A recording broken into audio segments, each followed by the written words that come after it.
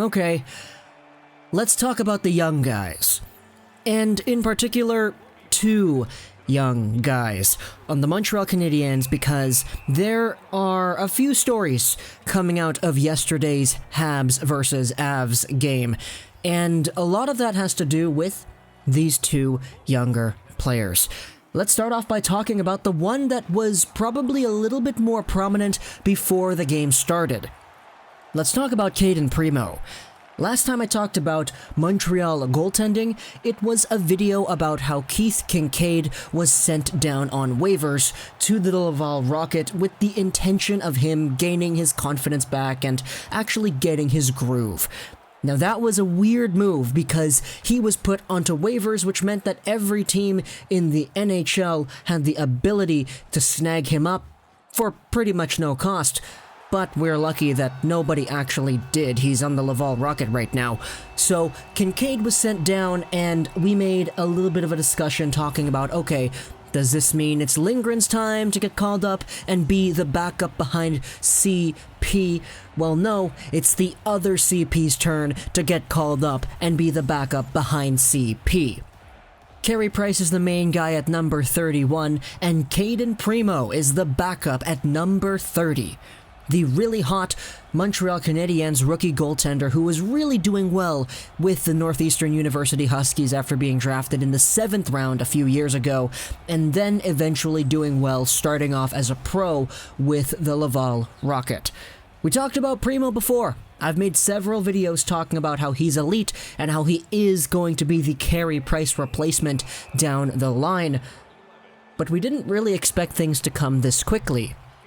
Because the shakeup happened, because Kinkaid got sent down, and because they wanted to see Primeau over Lindgren, Cayden Primeau had his first NHL start against a team that had Cale Makar, Nathan McKinnon, Mikko Rantanen, and the memes just kept on coming. People were saying, hey, I'm really happy for the guy, but I'm also really scared. Because this is one of the most highly potent offensive cores in the entire league, if not the best offensive core. And Cayden Primeau, young 20-year-old goalie, he's a pro now, he's out of college, he's a 7th round pick that's doing much better than people thought he would be, is facing that. So, going over throughout the game, that again, I didn't actually watch because final projects, it'd be like that if you're in college. Cayden Primeau, honestly, according to everything that I saw, wasn't particularly bad. In fact, he was pretty good. Now that's not a surprise to me because I know how Cayden Primeau plays the game, and I've seen him do things in the past that make me believe that he does have the potential to become a really great NHL player in the future. But obviously, having a game like that today is a pretty good achievement for a 20-year-old young goaltender. And in fact, I saw a lot of Habs fans saying that Primeau gave the team a chance to win, which is kind of weird considering that the Avalanche scored the first 3 goals of the game, then the Habs scored 2 to eventually lose 3-2, but it totally makes sense, because taking a look at the goals that did go down for the Avalanche, rebound control, weird individual plays where Landeskog is able to get through 4 guys and nobody boxes him out, and then he shoots a really nice one far side, and then a 2-on-1 rush that the goalie isn't really gonna save 100 times out of 100, so Primeau, for the most part, has to work on his rebound control, but at the same time, he's only 20, and this was his first NHL game ever. A lot of people said that he did a really good job for a young guy in these circumstances. So, for me, taking a look at it, I'm like, yeah, Cayden Primeau is that good, and I honestly think he could probably play another NHL game or 2 before getting sent down and actually doing pretty well in those games. So it's really nice to see Cayden Primeau actually getting his drive in there. As for Keith Kinkaid, the guy hasn't played a game yet for Laval. I think he'll probably play a few, right? Because he's an NHL player playing in the AHL. He's kind of got to get his mojo back, so I honestly thought Kinkaid wasn't all too bad up here, but oh well. Let's talk about the other Montreal Canadiens young guy, though, that we really need to talk about this. Okay. Let's talk about Kotkaniemi. and not talk about his sophomore slump, not talk about how he was really good last year and now this year he's been snake bitten, he's not getting any points, and he's not putting up anything on the score sheet whatsoever. Let's not talk about that, and let's talk about his concussion. Yeah, concussion. It was confirmed on Twitter that Jesperi Kotkaniemi will not join the Montreal Canadiens on their road trip, and he does indeed have a concussion, which is not awesome. In fact, it really sucks. Arpon Basu on Twitter talks about how Kotkaniemi sustained a concussion last night, but otherwise avoided any significant damage. Now, I don't know what that means. Significant damage, concussion... I think a concussion is some pretty significant damage. No?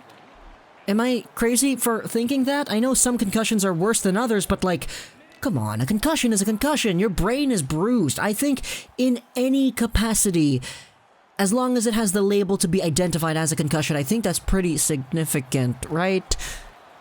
I mean, it's enough to make him not go to New York with the rest of the team. So, yeah.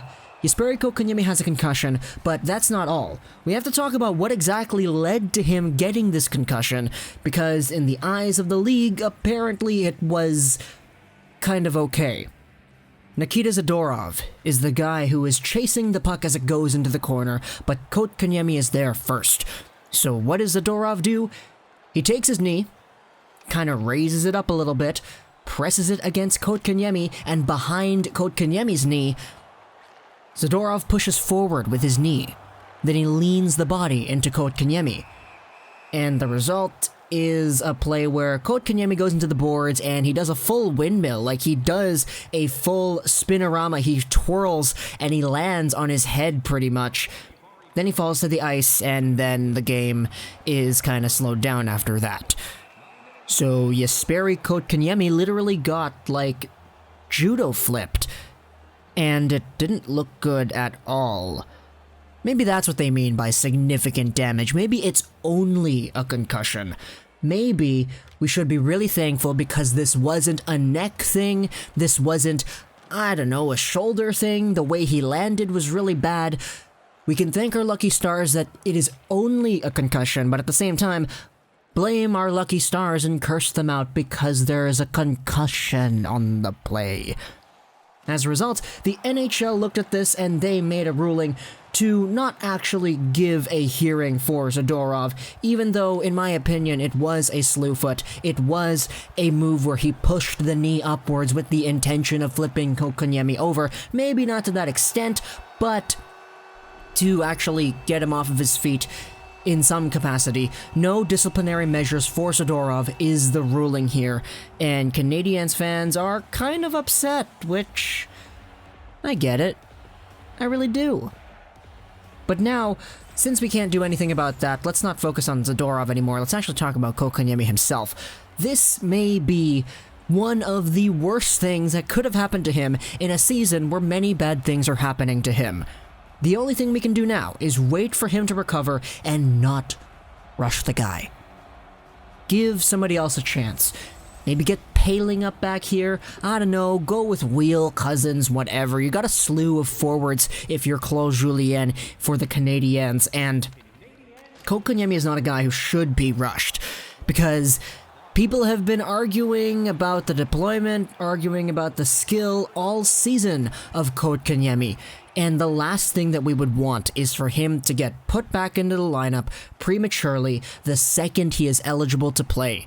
Because if Kotkaniemi is still lingering with side effects and bad things from this concussion and he's playing in the NHL while facing that, then it would be really, really bad.